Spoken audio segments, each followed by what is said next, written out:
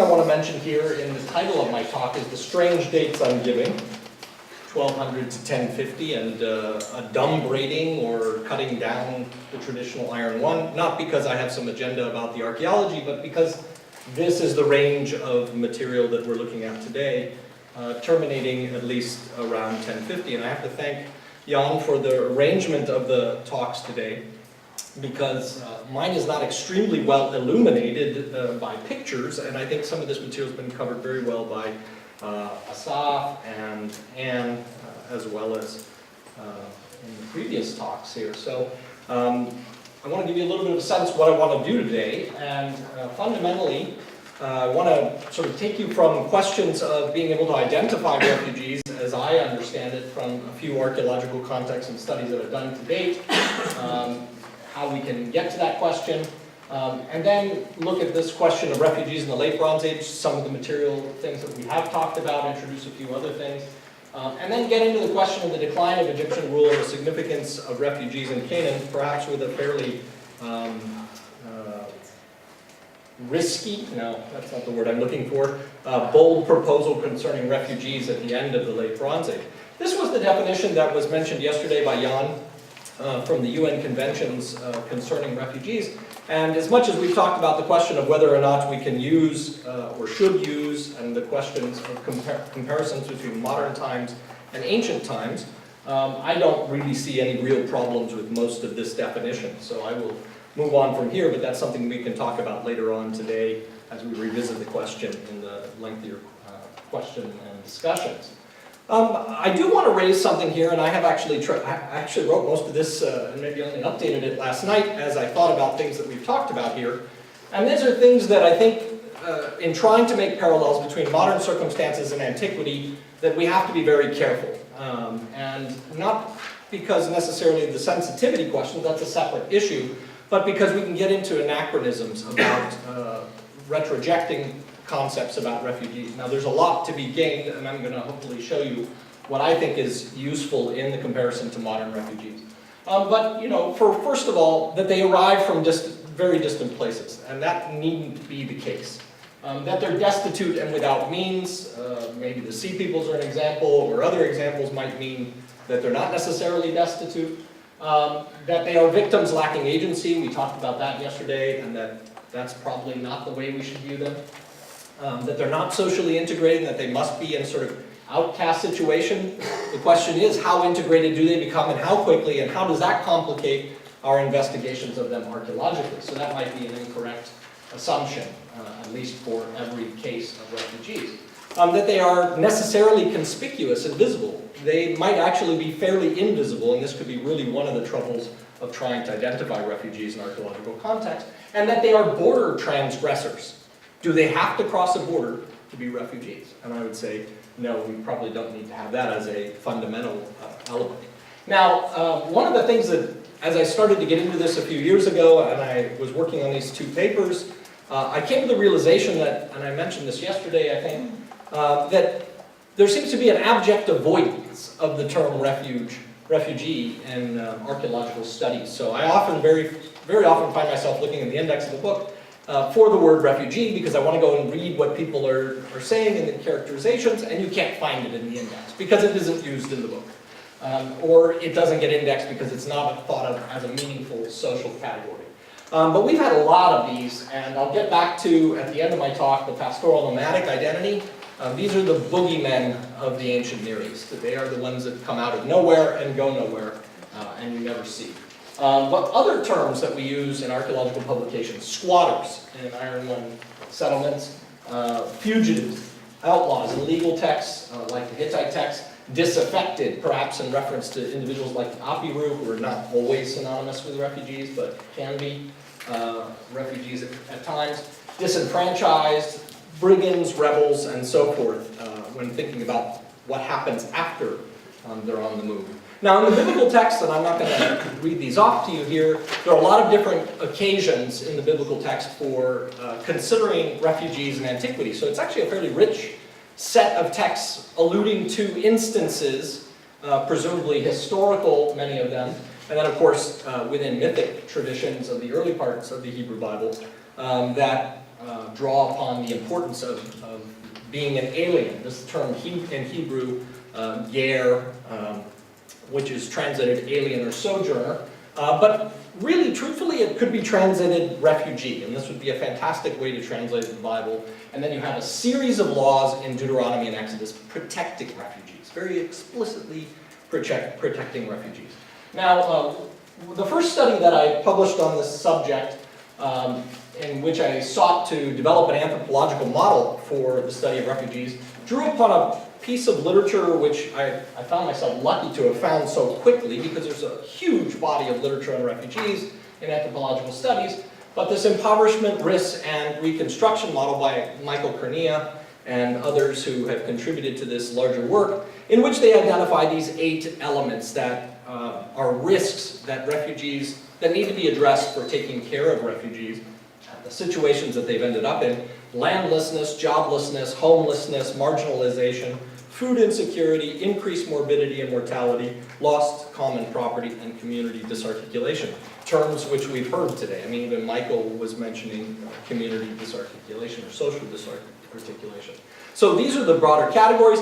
I will admit that, when you're working with these, joblessness sounds pretty anachronistic, but truthfully, it's some form of employ, and it actually becomes rather important because in the study I was doing with the Iron Age, looking at Jerusalem, you find out that labor projects are potentially one way of absorbing this populace. And actually, very quickly, since they're landless and they can't produce their own agricultural or horticultural sustenance, that they literally need some sort of rations in the short term to be taken care of. And labor projects, where they crop up in antiquity, I'd even say in the Ur III period, if I want to get controversial, when we're absorbing Amorite refugees, but that's another issue that I'm working on as well. So there are a bunch of different categories of ways in which they might be addressed. These are not to say that these fit in all circumstances, and we do have to be, I think, fairly creative about how we consider these. So when I was looking at the question of Jerusalem, one of the issues was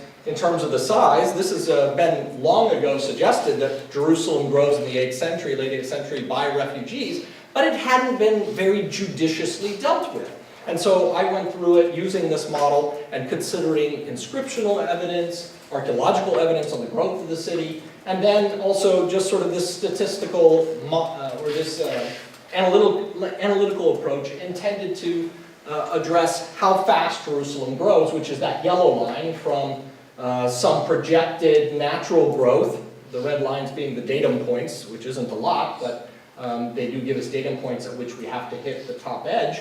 And the natural projection down here below is what would have happened, and you actually get, at one point, this yellow line, because the rest of it is not attested to have been a natural growth. So I think most of us who work there will agree that something did happen, and that being a population coming from the collapse of the Northern Kingdom in 720 BC, before 701.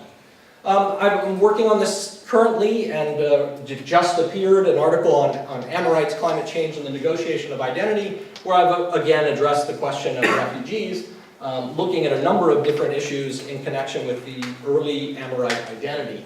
And there it actually turns out to be very important in relationship to environmental change, which is something for the late Bronze Age we have to consider as well, and I don't think we've mentioned it yet, more or less, in this conference.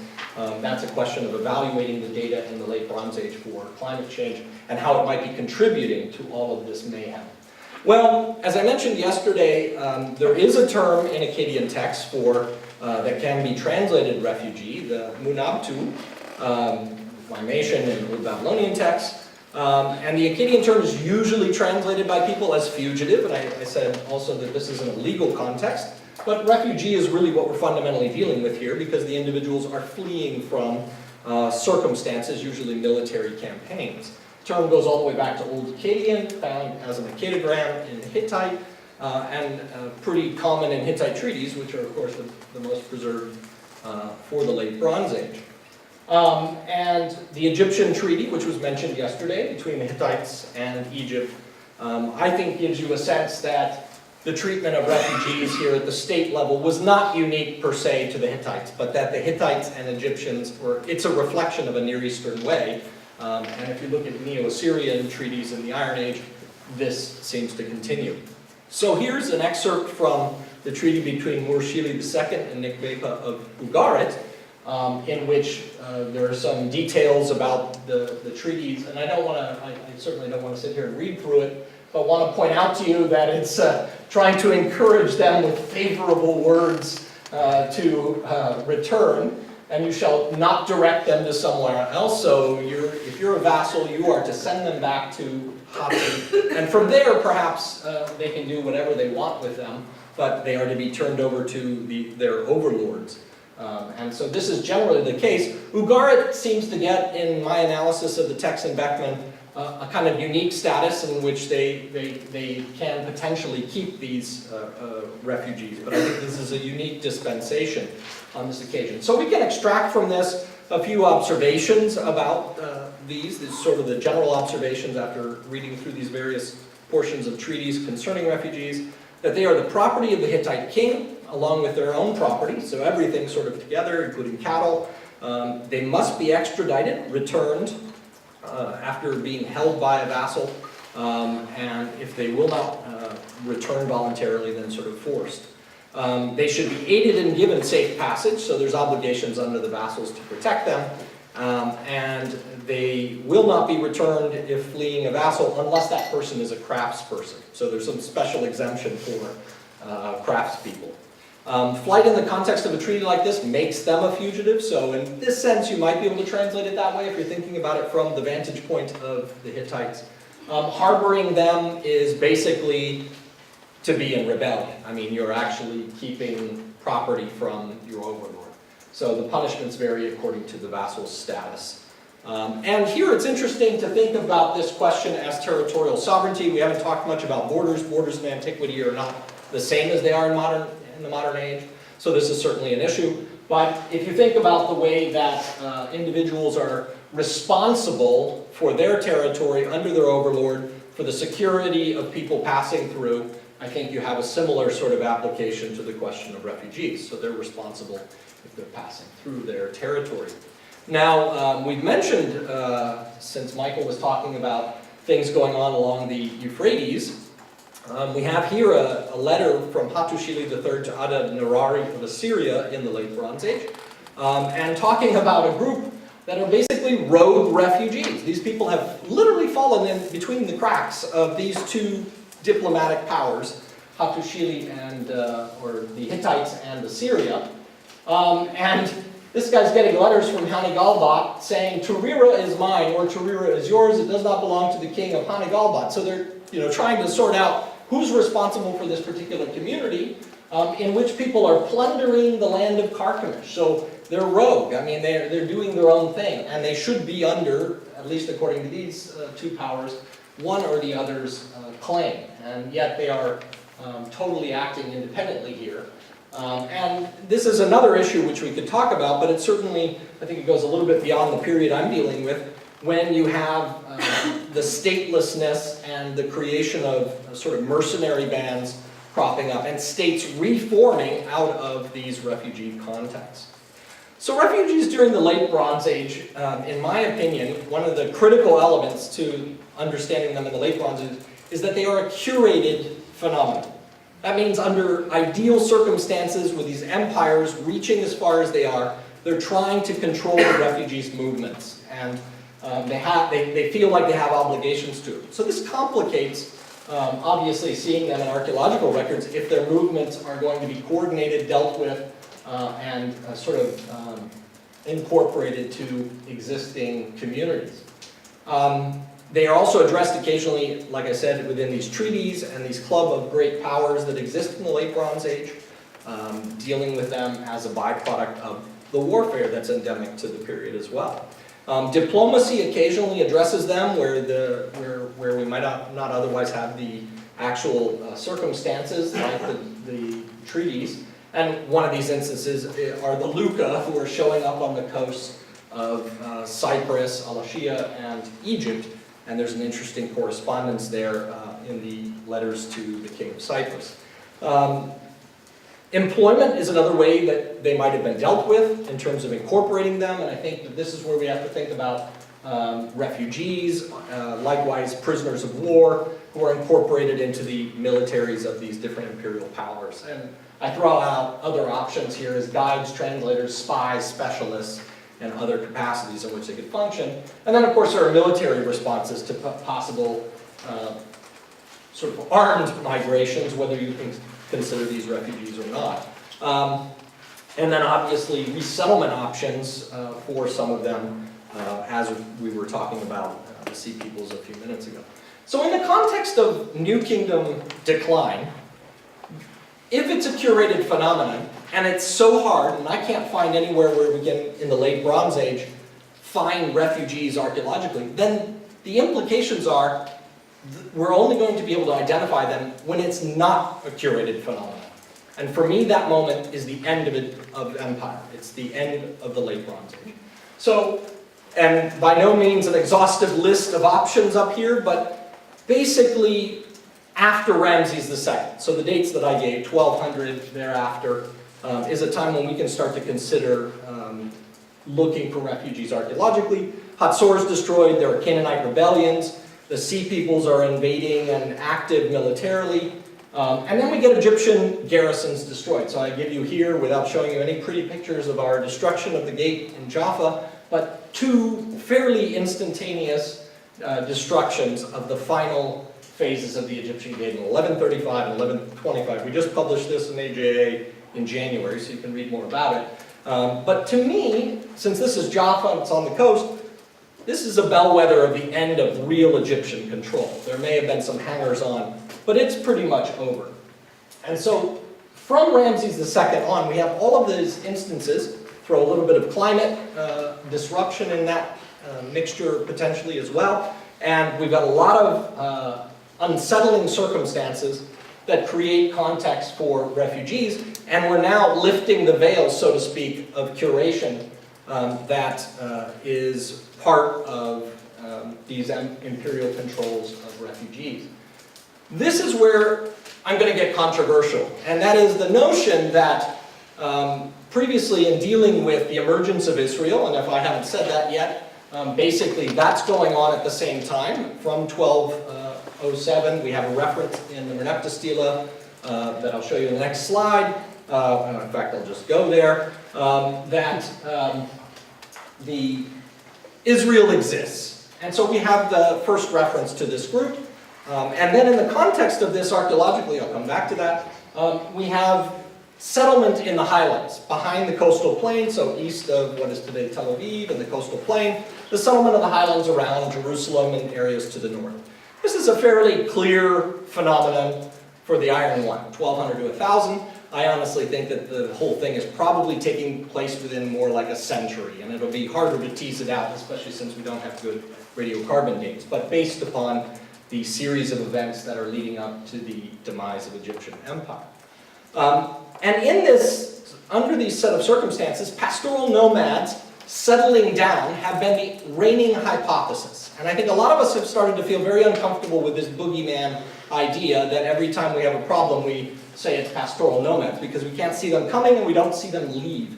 They just suddenly show up. And I think that's, again, an avoidance of this issue that refugees can explain in many circumstances, this sedentarization process in light of the volatility of this period. So we have settlement patterns. They're simple, rule, out of the way, effectively in pastoral, what are viewed as pastoral lands in the north. Then we have sedentarization. Encampments into settlements that turn into settlements according to Finkelstein's hypothesis, and that silos, which are prevalent at these sites, are an indication of a transition to sedentism for what it is. This is constructed out of the 20th century, we talk about invasion hypotheses being abandoned in the early 20th century, but we likewise have this enamorment, this love with nomads. We're in love with nomads in the 20th century, and they explain all of the difficult things that we're looking at. So it really comes out of this popularity of nomadism, pastoral nomadism, and it overlooks the refugee element that's echoed within each of these sort of archaeological signatures and the textual background. So from there, I want to put forward sort of the hypothesis that refugee flight is an uncurated phenomenon after the beginning of decline of New Kingdom Empire, And that fundamentally we might consider that traditional Iron One settlement phenomenon starting around 1200 BC, as referenced perhaps with at least the appearance of Israel in the Merneptah Stela, is the result of uncurated forced migration in the wake of the collapse of Egyptian rule. And this allows us to consider things that we've already talked about, so I can kind of breeze through this, but the growth of rural villages and estates in the hill country, in particular these highland places that are a little bit more removed from the coastal centers. In the hill country, behind Hatzor in Galilee, places like Shechem, Jerusalem, and Hebron, in the areas around them, and the Transjordanian hills, as even in Ben Porter's work. So we have new settlements appearing in this, possibly temporary encampments. That's what one would assert, but these are mostly the invisible phase of this process. And what we're really seeing are agricultural hamlets and homesteads. In the broader context of this Iron One period, if we look at the archaeology of many of these sites, we do see what might be considered in certain cases, like the pits atop Hatzor, squatter settlement on destroyed sites. A kind of, and that raises the question of whether we should call these folk refugees. They may not be from the site, so we don't know who's taking advantage of these locations and trying to repurpose them.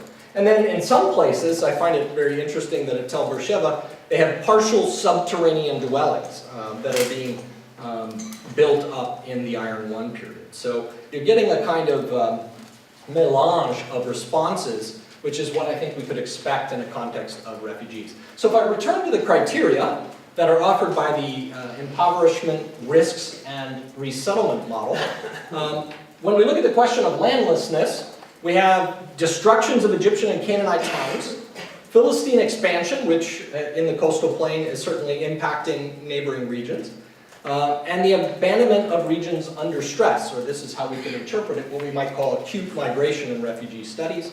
And this explains the departure from these territories and many of these settlements, and then homesteading, putting up agricultural villages and settlements in the hill country, in what could be called a landscape of refuge, or a refugium, to which people are seeking refuge from the volatility of the moment. And it's not a short moment. Joblessness, this sort of anachronistic category, isn't perhaps entirely anachronism, and is it surprising that this is also the period in which we see a lot of mercenarism, piracy, a high level of activity in these sort of unconventional behaviors.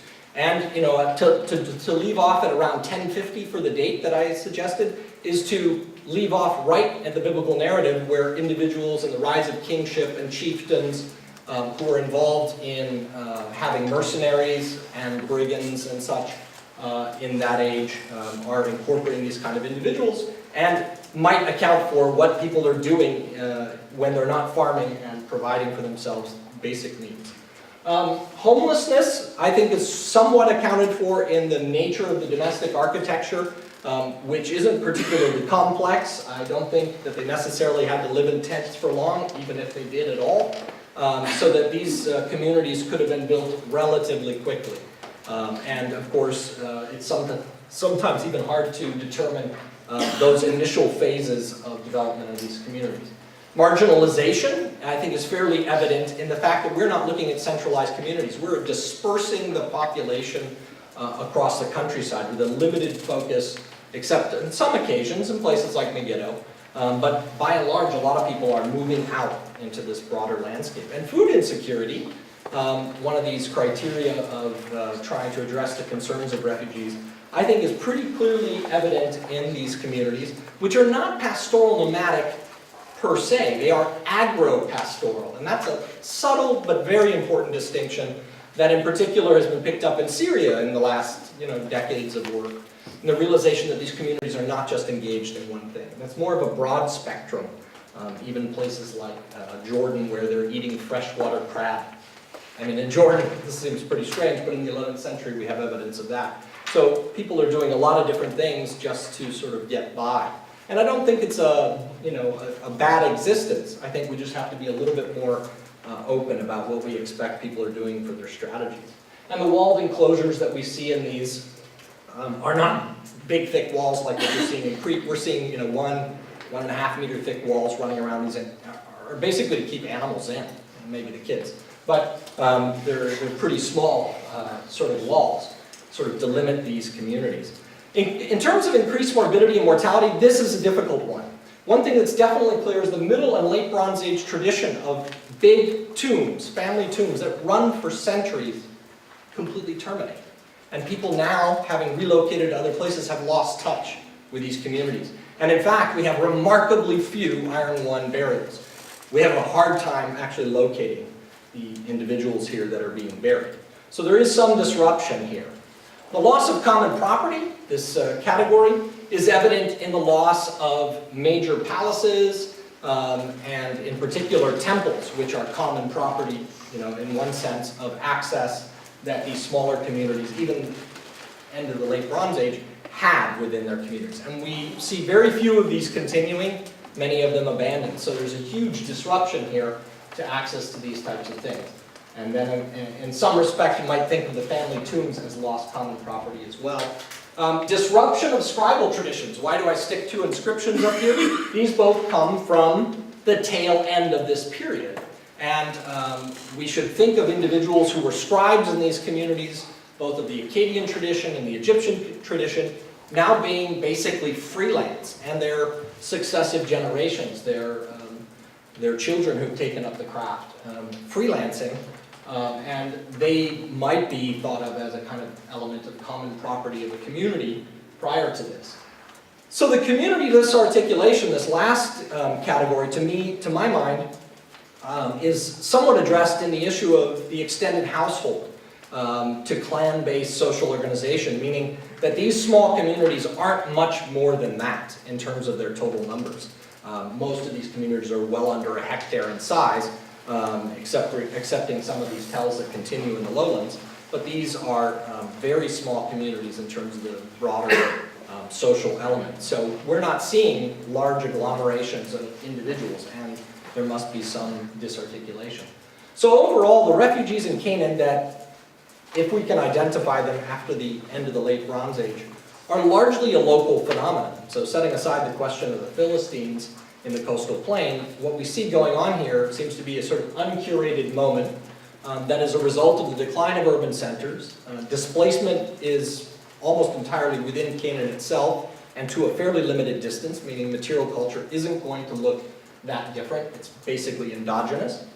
And the rise of these rural communities are located beyond the traditional focus of Egyptian control, probably in an area that the Egyptians, by all of the historical sources that we have for the Late Bronze Age, barely ever had control of. This is an area that would have been more difficult for them to go to, so it would have been viewed as a refugium.